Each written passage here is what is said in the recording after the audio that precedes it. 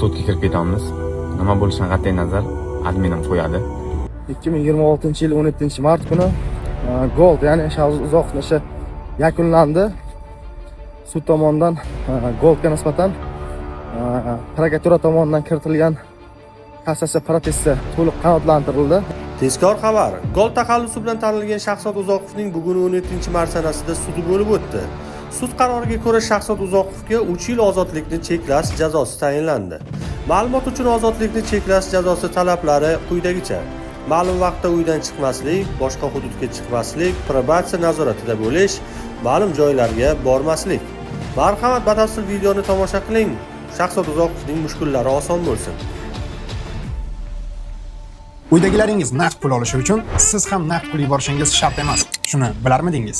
Uydan chiqmagan holatda Yubormobil ilovasini yuklab oling va yaqinlaringizga AQSh dollarida naqd pul o'tkazmalarini amalga oshiring. Sizning kartangizdan rubl yechib olinadi. Uydagilaringizga esa AQSh dollarida naqd pul bo'lib boradi. Hoziroq Yubormobil ilovasini yuklab oling va qulayliklaridan bahramand bo'ling. Assalomu alaykum hurmatli do'stlar. Bugun 2026-yil 17-mart kuni Gold, ya'ni Shahzoda Uzoqovning ishi yakunlandi. Sud tomonidan Goldga nisbatan prokuratura tomonidan kiritilgan kassatsiya protesti to'liq qanoatlantirildi. Ya'ni unga nisbatan ozodlikni cheklash jazosi ozodlikdan mahrum qilish jazosiga almashtirildi. Ya'ni unga 3 yil 13 kun muddatga ozodlikdan mahrum qilish jazosi tayinlandi. Afsuski sud adolatli o'tmadi. Biz tomonidan, ya'ni biz advokatlar tomonidan kiritilgan qator vajlar umuman inobatga olinmadi.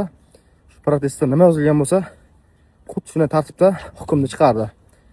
Nasib bo'lsa kurashishda davom etamiz. To'xtab qolmaymiz. Sudga kirib ketamiz. Nima bo'lishidan qat'iy nazar adminim qo'yadi.